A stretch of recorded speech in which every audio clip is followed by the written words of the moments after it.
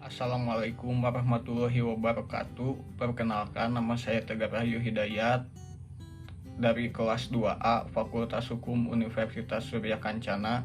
Di sini saya akan mereview kembali pertemuan kedua mata kuliah Hukum Pidana dengan dosen pengampu Profesor Dr. Hajah Heni Nuraini SHMH dan asisten dosen Dr. Muhammad Rendi Arid Hayandi SHMH. Di sini saya akan menjelaskan tentang fungsi hukum pidana. Hukum pidana dapat dibedakan menjadi dua. Yang pertama ada fungsi yang umum. Hukum pidana merupakan salah satu bagian dari hukum. Oleh karena itu, fungsi hukum pidana juga sama dengan fungsi hukum pada umumnya, yaitu untuk mengatur hidup kemasyarakatan atau menyelenggarakan tata dalam masyarakat. Yang kedua, ada fungsi yang khusus.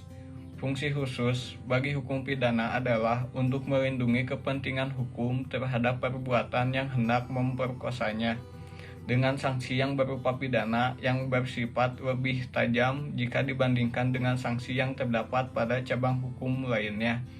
Dalam sanksi pidana itu terdapat suatu tragik atau sesuatu yang menyedihkan sehingga hukum pidana dapat dikatakan sebagai mengiris dagingnya sendiri atau sebagai pedang bermata dua, yang bermakna bahwa hukum pidana bertujuan untuk melindungi kepentingan hukum, misalnya ada nyawa, harta benda, kemerdekaan, kehormatan.